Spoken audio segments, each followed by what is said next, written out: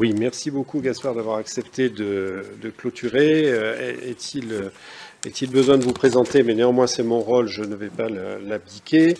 Vous êtes normalien, vous êtes aussi passé par Columbia à New York. Vous avez travaillé au cabinet de Christine Lagarde, vous êtes maître de conférence à Sciences Po, on lit vos chroniques dans les Échos et surtout vous êtes philosophe. Est-ce que je peux me permettre de vous réduire entre guillemets à ça, philosophe et écrivain. Moi, certains de vos bouquins m'ont marqué, comme Le Révolutionnaire, l'Expert et le Geek, que j'avais beaucoup aimé. J'avoue, dans la même phrase, que j'ai pas tout lu non plus, je vais autant être honnête. Voilà, on avait besoin de ce recul du philosophe pour terminer notre journée, qui, en tout cas de mon point de vue, j'espère que c'est partagé, a été passionnante. J'espère aussi qu'elle est dans la boîte, mais ça c'est les inconvénients du direct, comme on disait avant à l'ORTF. Je sais que je m'excuse par avance, je pense que ça a été inégal dû à des soucis techniques. Sans plus attendre, je vous passe la parole. Nous sommes très heureux de vous écouter. Il faut ouvrir le micro, comme d'habitude. Voilà. Merci et bonsoir à tous. Donc juste pour vous dire ce que je fais, moi je suis un peu philosophe vagabond itinérant, donc je voyage beaucoup depuis une dizaine d'années et je pense qu'il faut, enfin en tout cas c'est la manière dont je vis la philosophie, c'est de sortir de sa bibliothèque, d'aller sur le terrain, de faire des reportages, que ce soit à cheval, à pied ou en avion. Et donc je fonctionne comme ça par projet, où je passe souvent 6 mois sur le terrain et puis ensuite une année en bibliothèque à écrire, à rendre compte, et puis après ça recommence. Et normalement, un voyage conduit vers le suivant. Et celui dont je vais vous parler maintenant, pour répondre à la question qui m'a été posée, c'est le voyage que j'avais entrepris il y a 3-4 ans sur l'intelligence artificielle. Moi, en tant que philosophe libéral, plutôt technophile de culture, j'étais assez curieux de ces nouvelles technologies. Et donc, j'ai entrepris avec Le Point un long reportage de 3 mois qui m'a fait faire littéralement le tour du monde, puisque j'ai commencé par la côte est des États-Unis et que j'ai fini en Israël, en passant par la côte ouest et la Chine, et ensuite le Danemark, le UK et bien sûr la France. Et donc j'ai été voir plus de 100 chercheurs, investisseurs, start-upers, entrepreneurs, etc., magiciens même, qui travaillent dans le domaine de l'IA, parce que c'est toujours en allant sur place et en parlant aux gens que vous trouvez la petite anecdote, la petite chose qui tout d'un coup vous fait comprendre une situation que 1000 livres vous auraient laissé échapper. Souvent, quand on a un entretien de 40 minutes avec les gens, ils vous racontent ce qu'il y a dans leur bouquin, donc autant lire les livres. Mais ce qui est intéressant, c'est ce qui se passe à côté, c'est ce qui se passe pendant, c'est les coups de téléphone qu'ils reçoivent, c'est le dîner que vous avez le soir, et c'est là que vous commencez à comprendre un peu un environnement. Enfin, en tout cas, c'est comme ça que je fonctionne. Et je suis revenu de ce long périple autour de l'intelligence artificielle, plutôt assez choqué. Donc, du coup, le voyage suivant a été un voyage à cheval déconnecté. D'abord parce que c'est pas un milieu extrêmement attachant, et ensuite parce que sur le fond, et je vais dire quelque chose que beaucoup de gens ont sans doute dit dans cette journée, la capacité de manipulation des algorithmes est quelque chose qui, quand vous la voyez de près, de tout à fait inquiétant. Et donc ça me permet de poser la question que vous vous posez et d'y répondre de manière, je pense, extrêmement simple. Donc la question, c'est sur le rapport entre le droit et les technologies. Moi, je ne pense pas, comme Jacques Ellul et beaucoup d'autres, qu'il y a une fatalité technologique et que nos sociétés évoluent avec la technologie. D'ailleurs, je suis ravi de constater que l'anthropologie, quelque part, me donne raison, puisque le dernier livre de David Graeber, qui est un de mes auteurs favoris, qu'il a coécrit avec David Wengrow, anthropologue, et archéo-anthropologue, comme on dit maintenant, tend à montrer que les sociétés dites primitives, en tout cas les sociétés lointaines, avaient un rapport à la technologie qui était un rapport volontaire et intentionnel, c'est-à-dire que certains décidaient d'utiliser les outils de l'agriculture, se sédentarisaient, et puis après ils renonçaient, redevenaient chasseurs-cueilleurs, ou étaient chasseurs-cueilleurs 6 mois par an.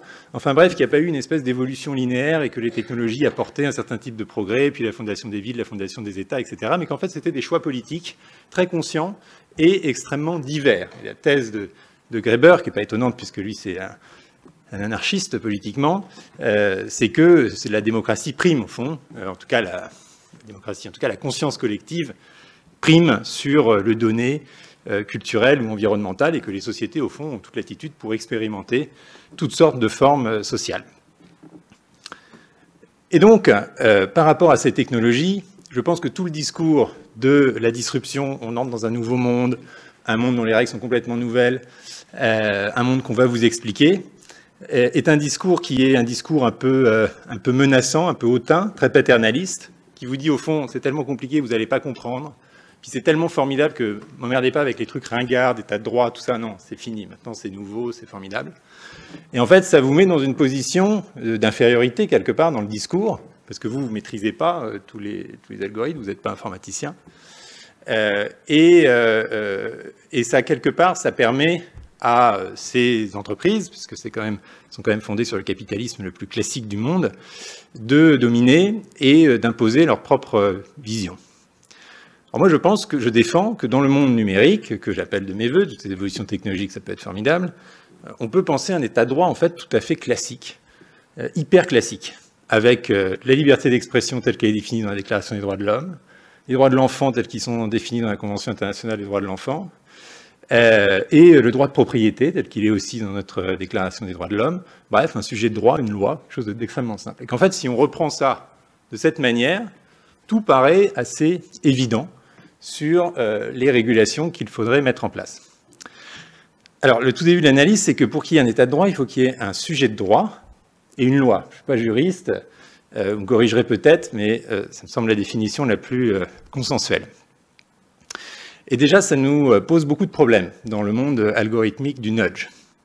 Parce que la notion même de sujet de droit est fortement remise en question.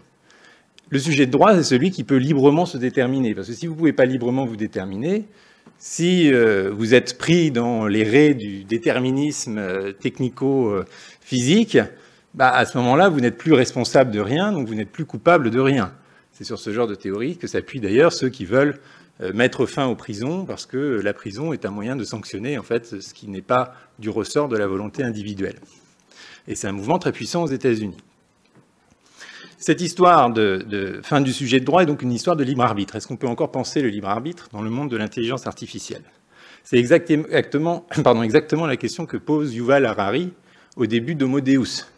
Il dit, bon, imaginons qu'on arrive dans un monde où le nudge est extrêmement puissant, où donc on peut orienter les comportements de manière extrêmement précise, où on peut faire votre bien mieux que vous-même ne pouvez l'exprimer, où on peut déterminer vos préférences mieux que vous ne pouvez les conscientiser. À ce moment-là, quelque part, à la fois sur le plan théorique et sur le plan matériel et technologique, on renonce à cette idée du libre arbitre.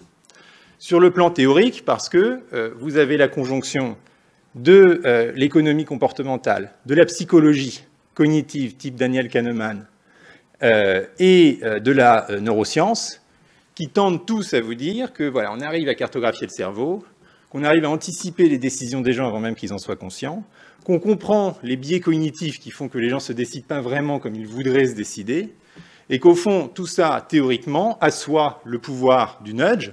C'est pour ça que Daniel Kahneman, le psychologue, et l'économiste dont le nom m'échappe maintenant, sont tous les deux prix Nobel et sont très copains, l'économiste du nudge. Bon, bref, Kashstein et Sunstein et l'autre, Thaler, merci, cher Thaler, sont très copains et se réfèrent l'un à l'autre dans leurs ouvrages. Donc tout ça fait qu'il y a une sorte de consensus intellectuel aux États-Unis et qui vient en Europe, avec aussi des neuroscientifiques comme... vraiment, j'aurais dû prendre des notes pour une fois. Bref, oui, merci. Qui est un consensus qui se développe que, bon, l'individu, au fond, on commence à résoudre le vieux débat qui nous vient d'Épicure et de Lucrèce entre déterminisme et libre arbitre, et qui est remonté jusqu'à Erasme et Luther, et que ce débat est tranché par la science, et qu'il n'y a pas de libre arbitre, et que le libre arbitre, c'est une invention théologique. Et du coup, les technologies arrivent derrière, et comme toujours, il y a, vous voyez, une connexion entre une espèce de consensus scientifique et intellectuel et la technologie qui se branche là-dessus, exactement comme pendant la révolution industrielle. C'est un environnement technico-intellectuel. Et donc la technologie arrive là-dessus en disant, alors si les gens n'ont pas le libre arbitre et font des bêtises en s'orientant, on va leur donner les moyens de, disons, résoudre leurs problèmes en anticipant leurs besoins avant même qu'ils aient à exprimer quelques préférences que ce soit, puisque de toute façon leurs préférences personnelles sont biaisées. Et donc, comme ça, on va améliorer le bien-être collectif. Et donc, on va vous nudger en permanence. Quand j'étais à Shanghai, il y avait une exposition sur la technologie d'artistes chinois. Et une des installations, c'était tout simplement des tourniquets. C'était une salle de tourniquets. Vous voyez, c'est bizarre, il n'y a pas de technologie là-dedans. Et en fait, vous entrez dans le champ de tourniquets. Et suivant là où vous entrez, vous ressortez à un endroit qui est préprogrammé, alors même que vous avez à chaque moment la possibilité de changer de direction, d'aller à droite à gauche, mais vous vous laissez porter, si vous voulez, par le chemin que dessinent pour vous les tourniquets. Et c'était assez malin, cette installation, parce que c'est ça, le principe du nudge. Et c'est ce qu'on voit dans les boîtes qui font du recrutement maintenant. Ils disent aux gens, on ne veut même pas savoir ce que vous voulez faire dans la vie, vous nous donnez toutes vos datas. Et puis on va essayer de réconcilier ça avec tous les besoins de toutes les entreprises. Et on va vous dire, même si vous n'aviez pas formulé cette envie, c'est ça qui est le mieux pour vous. C'est exactement les mêmes techniques qu'utilisent les sites de dating, donc ça va vraiment de l'entreprise au dating, en disant non, on ne va pas vous demander d'exprimer vos préférences explicites. Parce que si vous faites ça, en fait, le site, il crache au bout d'une heure. Parce que vous connaissez la statistique. Les hommes, je fais plein de digressions, mais vous avez une courbe, vous avez l'âge de celui qui demande une relation et l'âge de celui ou celle dont pour laquelle la relation est demandée. Cette courbe est à peu près linéaire pour les femmes, donc plus les femmes sont âgées, plus elles veulent un partenaire âgé, puis après ça se tasse. Pour les hommes, cette courbe commence, pareil, linéaire, et à 23 ans devient plate. Ce qui veut dire que tous les hommes, après 23 ans, veulent statistiquement des filles de 23 ans. Donc, si on leur demande leurs préférences statistiques, vous allez avoir d'un côté des personnes totalement harcelées de demandes, et de l'autre, énormément de gens qui ne trouveront pas chaussures à leurs pieds. Donc l'algorithme, en fait, fait le boulot. Et c'est pareil sur Google Maps. Google Maps ne vous donne pas, ou Waze ne vous donne pas la direction qui est la meilleure pour vous. C'est pour ça que vous pouvez battre Google Maps quand vous connaissez bien un itinéraire. Il vous donne la direction qui est meilleure pour vous et pour le reste du groupe pour fluidifier le trafic. C'est pour ça que j'ai rencontré un prof de Stanford qui disait « Moi, je bats Google Maps tous les matins en allant au boulot parce que je prends le chemin égoïste. » Et ces algorithmes vous donnent le chemin qui permet au groupe de maximiser son bien-être. Donc, ce sont des logiques totalement utilitaristes qui sont fondées sur la manipulation et sur l'extinction d'un libre arbitre et donc, au fond, d'un sujet de droit.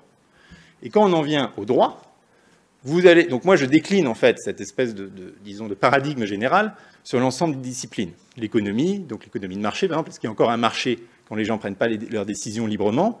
Et là, vous passez du modèle Uber, qui est le spot market, qui est fondé sur le marché de l'offre et la demande, au modèle de Didi, qui est le Uber chinois et qui fonctionne complètement différemment, parce que là, c'est l'algorithme qui dit au chauffeur où aller en anticipant lui-même la demande. Donc, ce n'est pas du tout basé sur des mécanismes de marché. Et si on l'applique au droit, eh bien, ça vous donne un monde où, au fond, l'individu n'est plus tellement responsable des décisions qu'il a prises. Qui va être responsable? C'est l'algorithme. Et c'est pour ça que vous avez des gens qui travaillent sur le droit des robots et sur la personnalité juridique du robot. Vous savez que c'était une proposition de la Commission européenne, je ne sais pas où ça en est, qui était poussée par un juriste pour qui j'ai beaucoup d'estime, mais je suis en désaccord avec lui sur ce point, qui est Alain Bensoussan, en France, et qui dit, bon, mais en fait, si la voiture prend une mauvaise direction, ce n'est pas la faute du conducteur, qui n'a pas de libre arbitre, ce n'est pas la faute du constructeur non plus, parce que c'est du machine learning. Donc on ne peut pas dire qu'il y a quelqu'un qui a mal dessiné l'algorithme, puisqu'il n'y a pas un algorithme, la chose évolue en apprenant. Et donc, au fond, sur le plan assurantiel, je ne parle pas du plan pénal, parce que là, on ne peut encore pas mettre un algorithme en prison, mais sur le plan assurantiel, c'est bien l'algorithme qui doit lui-même être responsable, de même que vous avez une responsabilité civile pour les entreprises, par exemple. Et donc, petit à petit, vous entrez dans un monde de ce que le philosophe du droit canadien Ian Kerr appelle Autopia, du nom de cette attraction de Disneyland, où vous êtes sur une petite voiture électrique, vous croyez la conduire, mais en fait, elle est sur des rails que vous ne voyez pas, pour les enfants. Et donc, en fait, on serait tous sur des rails. Et là, où est le sujet de droit quand il n'a pas l'option de ne pas respecter la loi? C'est ça la question que je pose. Quand il est obligé de s'arrêter au feu parce que c'est la voiture qui s'arrête. Le sujet de droit, c'est celui qui volontairement, mais pour cela encore faut-il croire au libre arbitre, c'est celui qui volontairement s'arrête au feu rouge ou qui volontairement le grille. Sinon, c'est quelqu'un qui respecte le droit, mais qui n'est pas sujet de droit. Et c'est bien pour ça que la jurisprudence américaine, je crois l'arrêt Morissette de 1952, explique que le libre arbitre est au fondement de la Constitution américaine, parce qu'au fond, c'est au fondement de nos sociétés libérales. Si vous ôtez cette pièce-là, petit à petit, vous n'avez plus d'économie de marché, vous n'avez plus d'état de droit, vous n'avez plus de système juridique. En tout cas, vous n'avez évidemment plus de démocratie, puisque pourquoi on va donner un droit de vote à quelqu'un qui n'est même pas capable de choisir un partenaire amoureux? Et il y a des gens qui sont très confortables avec cette perspective. Yuval Harari, il est bouddhiste. Donc comme il est bouddhiste, pour lui, le but de l'humanité, c'est d'améliorer son bien-être. Donc si on le prend en main depuis sa plus tendre enfance, en anticipant ses préférences et en le mettant dans le bon système amoureux ou dans le bon système professionnel, il est content parce qu'il élimine la souffrance, qui est le but du bouddhisme. Et moi, je ne suis pas bouddhiste, je suis libéral. Et comme je suis libéral, je crois à l'individu. Et je pense qu'il vaut mieux prendre une mauvaise décision qu'on prend soi-même, parce qu'à ce moment-là, qu'est-ce que ça nous permet de faire émerger une personnalité, une singularité qui va se tromper, qui va se corriger, qui va errer. Stuart Mill parlait du droit à l'errance, qui est une expression que j'aime beaucoup. Et donc, vous voyez bien qu'il faut prendre des options quand même philosophiques. Et puis alors, là-dedans, il faut évidemment prendre la peine de réhabiliter le libre arbitre. Moi, j'avais fait avec un philosophe américain, mais ça, je vous laisse lire éventuellement si ça vous intéresse, le livre dans lequel tout ça est expliqué, qui s'appelle « La fin de l'individu ». Vous comprenez pourquoi ça s'appelle « La fin de l'individu », qui s'appelle donc Daniel Bennett. Donc, réhabiliter le libre arbitre, et on peut le faire avec les neurosciences contemporaines, ça demande un petit effort. Réhabiliter donc quelqu'un qui est capable de prendre des décisions, un sujet de droit, et du coup se demander ce qu'on fait dans ce cas-là de tous ces algorithmes, et de comment on reconsidère l'individu dans un monde où en fait on va accepter de prendre des décisions sous-optimales. C'est-à-dire que si je redonne à l'individu, si on accepte le fait que les algorithmes sont efficaces, vont mieux marcher, si je redonne à l'individu un pouvoir de décision, ça veut dire que je vais aussi créer des situations, si je lui donne la possibilité par exemple de prendre des chemins sur Google Maps qui seront les chemins égoïstes, je crée des situations qui seront sous-optimales pour le reste du groupe. Et donc là, on retrouve bien le vieux débat entre les libéraux et le collectivisme de manière générale. C'est est-ce que ce qui prime, c'est le groupe? Pour les Chinois, la réponse est claire. C'est pour ça qu'ils sont hyper confortables avec le développement de l'intelligence artificielle. Pour nous, Européens, je pense que c'est au contraire notre identité profonde depuis Socrate de dire l'individu et l'efflorescence, la maturation de l'individu vaut une tension, un désagrément collectif. C'est pour ça qu'on a la liberté d'expression. C'est pas agréable d'entendre des gens dire des bêtises, mais on dit, oui, mais c'est le prix à payer pour avoir une société libre. Donc, tout ça nous pousse à réhabiliter la notion, déjà, à la base, de sujet de droit, et donc de loi, et donc d'état de droit, contre lequel le sujet peut se décider d'obéir ou non. Une fois qu'on a fait ça, on peut dire, il ne reste plus qu'à décliner, et appliquer nos grands principes de l'état de droit aux technologies actuelles. Alors, je prendrai juste 3 exemples. Le droit de propriété, la liberté d'expression et la protection des mineurs. Sur le droit de propriété, il y a un grand débat aujourd'hui, et ça c'est vraiment le cœur de ma thèse, mais du coup je pense que je ne vais pas trop le développer, sur le statut juridique des données personnelles.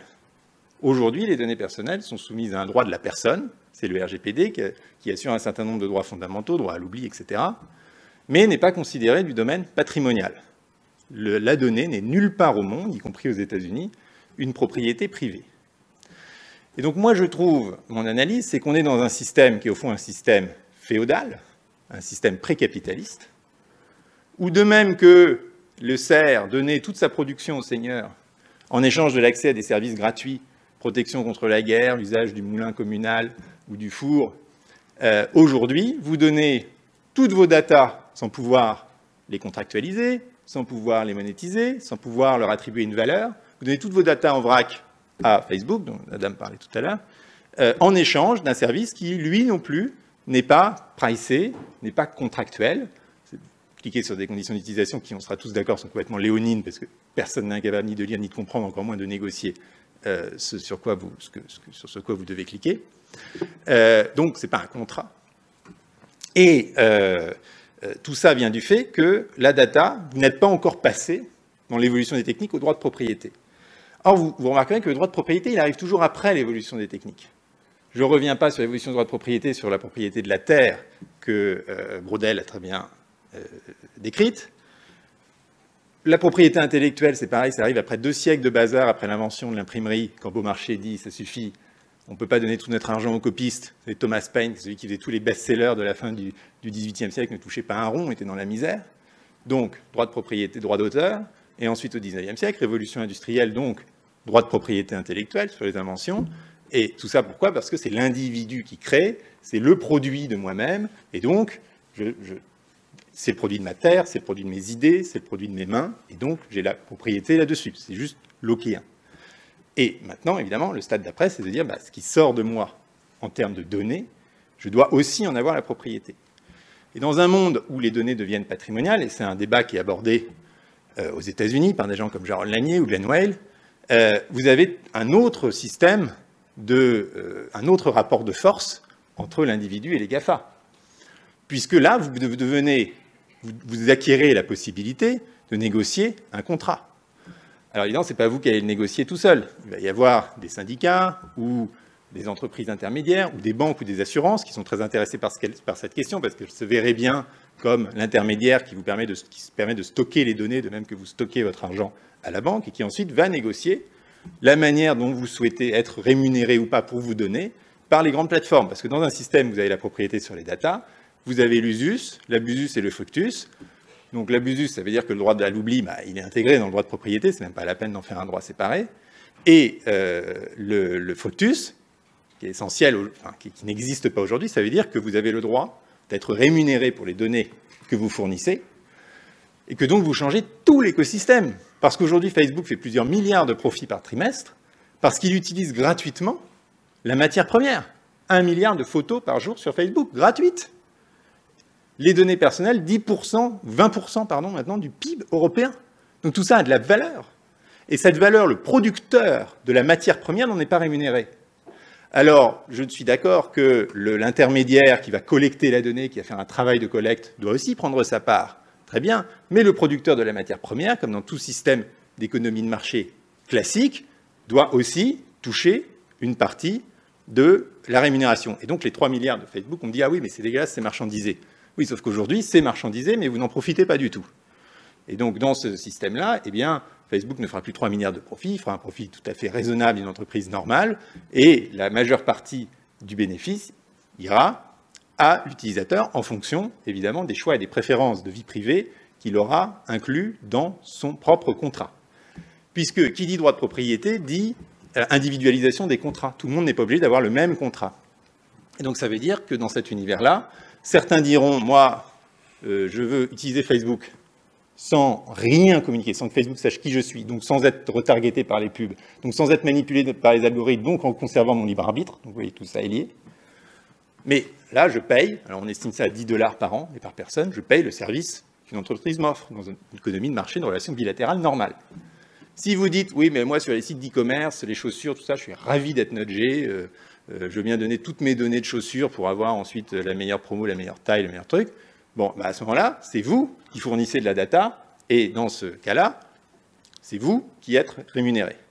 Et encore une fois, il y a la question de la rémunération qui rétablit un marché normal, mais il y a aussi plus profondément la question de la liberté, puisque dans cet univers-là, c'est vous qui choisissez en fait ex ante vos conditions d'utilisation, et c'est la plateforme qui vient cliquer sur vos conditions d'utilisation. Donc vous dites, moi, mes données de santé, je les garde, mais pour la recherche publique, je les donne, la géolocalisation, je ne la donne jamais. Enfin, c'est vous qui faites votre petite configuration.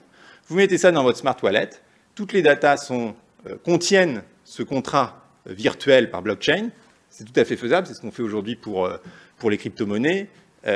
Donc, techniquement, en tout cas, nous, on avait fait un rapport dans le think tank que je dirige. Il y a beaucoup de gens qui disent que c'est réaliste. Et vous induisez un flux monétaire en fonction des conditions que vous avez mises, en fonction du prix, en fait, à quelle est estimée la data, et du prix du service que vous recevez. Mais encore une fois, la puissance du truc, c'est 1, économique, mais 2, c'est de reprendre le contrôle sur là où l'on souhaite être nudgé et mis dans le flux, en fait, de la transparence. Et c'est tout à fait légitime comme choix. Et en revanche, les domaines où on souhaite récupérer une forme de neutralité et faire des choix qui ne sont pas individualisés ou faits sur mesure. Alors, cette question de la propriété, pourquoi est-ce qu'elle n'advient pas? Il y a eu des propositions de loi. Bruno Bollel a déposé une proposition de loi en ce sens lors de la précédente législature, mais ça bloque beaucoup. Je vous conseille de lire les rapports du Conseil d'État sur le numérique. Le Conseil d'État dit très bien ce que les juristes m'ont dit en privé. Il dit, mais la donnée, c'est l'émanation du corps, l'émanation du soi. Or, le soi est indisponible, on ne peut pas vendre son rein, et donc la donnée doit être couverte par cette espèce d'indisponibilité.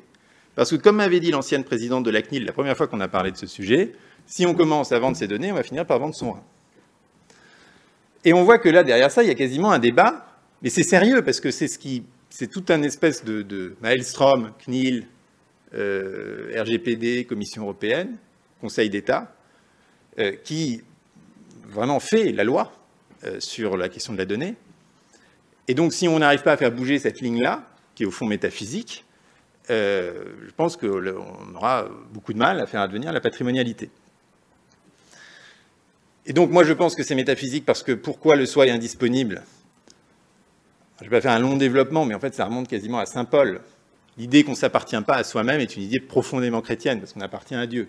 Saint Paul, dans l'Épître aux Corinthiens, explique que la prostitution est interdite, non pas parce que ça serait sale, mais parce qu'on fait du corps quelque chose qu'on n'a pas le droit de faire parce qu'on ne se possède pas soi-même. Pie XII dira exactement la même chose sur les expérimentations sur le corps. Il dira, on n'est que l'usufruitier de son propre corps.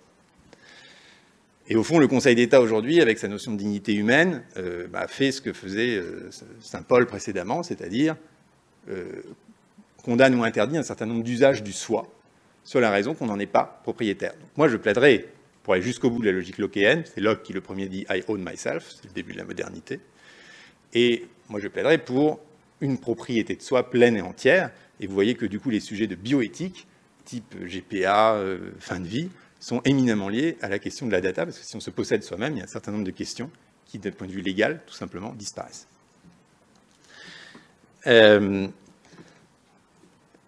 Et j'ajoute qu'aujourd'hui, il y a des gens qui travaillent Alors, il y a des gens qui travaillent du point de vue donc, du lobbying réglementaire et légal, et des gens qui travaillent d'un point de vue technique. Et il y a une récente initiative que j'aimerais juste mentionner, qui est celle de Frank McCourt, qui est un milliardaire américain, par ailleurs, propriétaire de l'OM, qui dit, bon, vous cherchez à refaire la régulation parce que vous êtes européen, et moi, je suis américain, donc je vais créer un nouveau continent. Et donc, il a mis 100 millions sur la table, c'est tout à fait public. Il fait ça en partenariat avec Sciences Po. Si vous allez dans le nouvel bâtiment de l'Arsenal à Sciences Po, il y a un grand cube de verre avec marqué McCourt Institute, c'est ça. Et donc son idée, c'est de créer un nouveau protocole Internet, donc un nouveau web, si vous voulez, un nouveau WW, qui sera XXX, je ne sais pas, sur lequel la propriété de la donnée sera immédiatement intégrée, de sorte que l'ensemble des services qui viendront s'y brancher, moteurs de recherche, etc., procéderont selon ce principe qui sera un principe de base du protocole. Je ne sais pas du tout si ça va réussir. Mais enfin, vous voyez que ce n'est pas simplement un délire personnel, qu'il y a un certain nombre de gens, forces économiques et autres, qui poussent dans cette direction. Et ça ne serait pas anti-économique de faire ça, mais ce serait une autre économie, une économie de la donnée qui serait simplement conforme au principe de l'économie de marché, avec un droit de propriété et ensuite un contrat. Quelque chose tout à fait classique. Donc, deuxième exemple, mais je serai beaucoup plus court sur les deux suivants, la liberté d'expression. Je suis fasciné par les débats que je trouve totalement absurdes, qui ont lieu sur la régulation des plateformes et de la production de contenu. L'État a dit aux plateformes, il faut vous réguler vous-même, vous autoréguler, définir vous-même les contenus qui sont acceptables ou pas. Et du coup, les plateformes se mettent à reconstruire la loi, et notamment la loi sur la liberté d'expression, qui est quand même la plus fondamentale dans nos sociétés. Et Facebook a ses propres chartes, Twitter a sa propre charte, YouTube a sa propre charte. Et Facebook a même mis en place son comité d'appel, quand on n'est pas d'accord avec une mesure prise par Facebook. Et donc on va faire appel devant un comité, qui est un gentil comité, mais qui n'est absolument pas démocratique, avec quelques universitaires, des spécialistes de la technique, tout ça. Donc ça veut dire que, sur des choses aussi importantes, qui sont définies par le premier amendement américain et toute une jurisprudence, par la loi de 1881 en France, au lieu d'appliquer une loi qui a été conçue collectivement et qui a plus d'un siècle et demi d'existence, et qui induit ensuite un traitement paisible dans des tribunaux qui prennent du temps avec toutes sortes de procédures qui sont protectrices, on demande aux plateformes de réinventer elles-mêmes les lois sur la liberté d'expression en se demandant, et à chaque fois ça pose problème parce que les gens sont d'accord, pas d'accord, en se demandant ce qui est licite ou pas.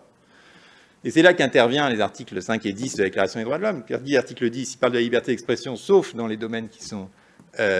sauf quand la loi le prescrit différemment, je ne sais plus la phrase exacte, et l'article 5 dit tout ce qui n'est pas interdit par la loi doit être permis. Donc dans cet univers-là, les choses sont extrêmement simples. Le juge applique les lois actuellement en vigueur. Ce n'est pas parce qu'il y a des posts sur Twitter que le droit de la diffamation ou la définition de l'insulte doit changer.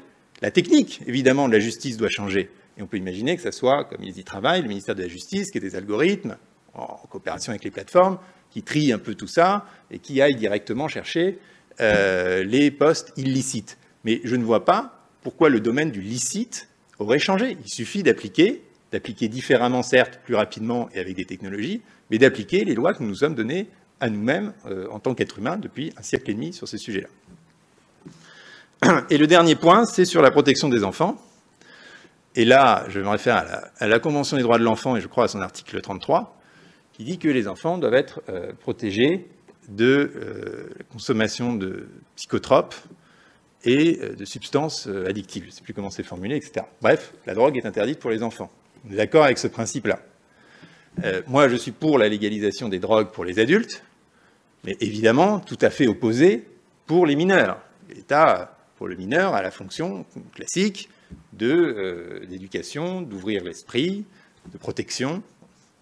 Or, il est démontré aujourd'hui que les réseaux sociaux, pour ne parler que d'eux, ont des effets addictifs qui sont comparables non pas au café, mais à la cocaïne. Ça, il y a pas mal d'études neuroscientifiques là-dessus. Et vous pouvez l'expérimenter pour vous-même, vous pouvez voir vos amis qui n'arrivent pas à déjeuner avec vous sans regarder leur Twitter, pour comprendre la puissance de l'addiction. J'ai vu des neuroscientifiques qui travaillent pour ces plateformes dans la Silicon Valley, et c'est tout à fait sidérant de leur parler. Ils savent exactement comment induire la fameuse dopamine, voilà, dans le cerveau, avec des pouces levés, avec bon, voilà, on a tous un cerveau qui fonctionne de la même manière, même qu'on a tous un corps qui fonctionne à peu près de la même manière. Et donc évidemment, on est tous excités quand il y a des pouces en l'air, on n'est tous pas contents quand les gens nous insultent. Bon. Mais c'est vraiment aussi bête que ça. Et simplement, ils arrivent. Par exemple, je me rappelle de cette entreprise dont le but, qui vend aux plateformes des services pour rendre leurs utilisateurs plus addicts. Alors, ils disent pas ça comme ça, ils disent plus engaged, ça veut dire plus addicts. Et ils voient les résultats. Et donc, quand ils mettent en place tout le système des pouces, des recommandations, des likes, des notifications, eh ben, ils ont plus 60, plus 70% d'attention sur la plateforme. Et l'attention, c'est de la production de data. Et la production de data, c'est de la production de valeur, parce qu'il n'y a pas de droit de propriété sur les données. Voilà. Parce que sinon, la production de data, ce serait production de valeur pour l'utilisateur, et donc ça changerait aussi le paradigme. Et donc, que les adultes se droguent avec les réseaux sociaux, c'est déjà un problème, mais on peut en parler librement dans une société ouverte.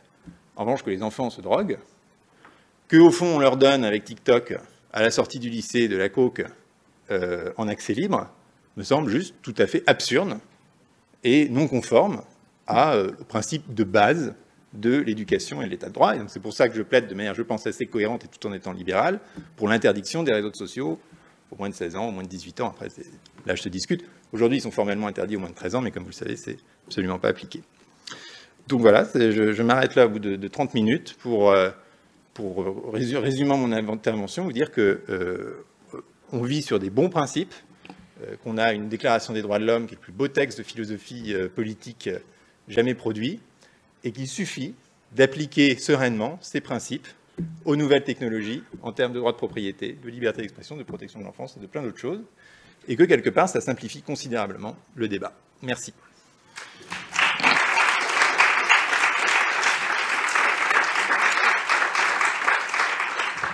Merci infiniment pour cette conclusion. Est-ce que vous acceptez des questions? Bien sûr. Oui. Il y en a. Est-ce que certains ont des questions? Oui, il y a une question. Alors moi, c'est plus une question et une remarque, Anne-Sophie Baudry. Vous avez parlé tout à l'heure de l'itinéraire égoïste de Google Maps ou de Waze, qui est clair et net, mais c'est finalement les conditions générales d'utilisation de la plateforme.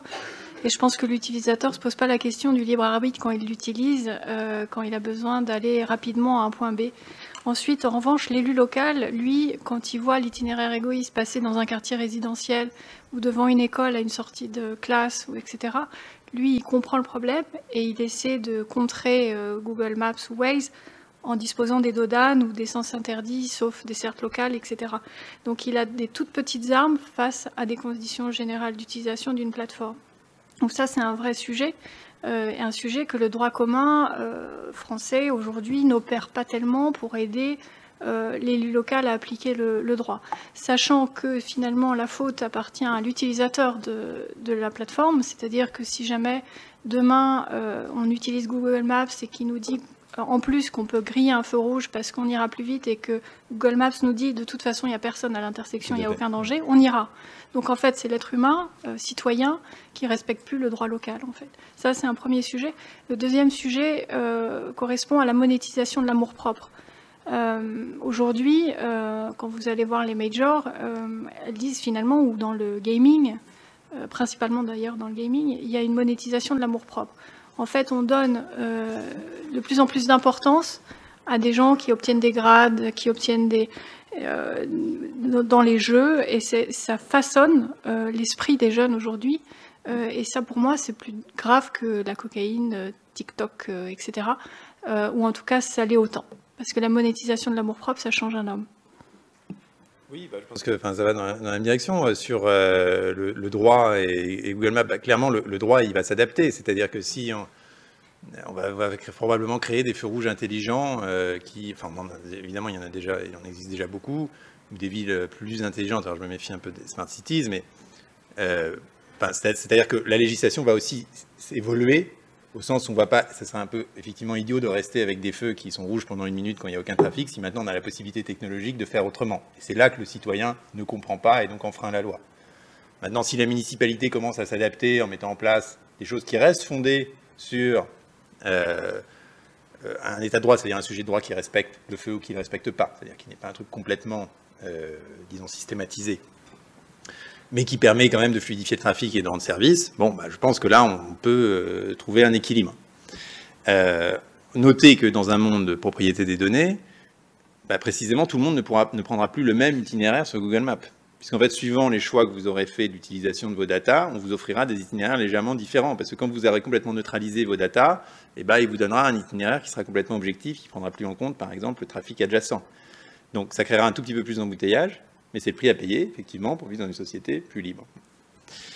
Et sur le gaming, je pense que c'est la même problématique de protection des enfants, donc c'est les mêmes réponses. J'ai pas bien étudié ce sujet-là, mais enfin, j'ai vu que la Chine avait justement réagi en interdisant, en limitant les jeux vidéo pour les enfants. Souvent, les parents sont désemparés et on appelle à l'État pour leur donner un cadre. Je trouve pas ça illégitime quand il s'agit des enfants. Après, quand il s'agit des adultes, le jeu de l'amour-propre a toujours existé, a toujours été valorisé d'une manière ou d'une autre. Et là, je serais très prudent à mettre en place le moindre interdit, parce que justement, parce qu'on est censé être des êtres responsables, mais on ne sera des êtres responsables et non infantilisés que si notre éducation nous permet quand même de parvenir à un certain équilibre intellectuel et moral. Donc, j'ai rien contre l'intervention de l'État avant 18 ans. Merci beaucoup. Je pense qu'on est à peu près à l'heure où je vais clôturer ces rencontres. Merci d'avoir été présent. J'espère que ça vous a intéressé. En tout cas, vu du pupitre, c'était passionnant. Pour ceux qui ne sont pas adhérents à Cyberlex, peut-être que ça vous donnera envie de vous intéresser à notre association qui fonctionne avec une réunion 1 fois par mois. Alors, on a des réunions assez intéressantes, toujours sur, je ne vais pas tenir la parole plus longtemps, donc toujours sur la même logique de réfléchir par rapport à nos expériences croisées à la confrontation des technologies du droit et de qui doit réguler l'autre, en quelque sorte. Merci beaucoup, merci d'être venus. Les rencontres se poursuivent par un cocktail. Et pour ceux qu'on ne verra pas avant, je vous dis à l'année prochaine.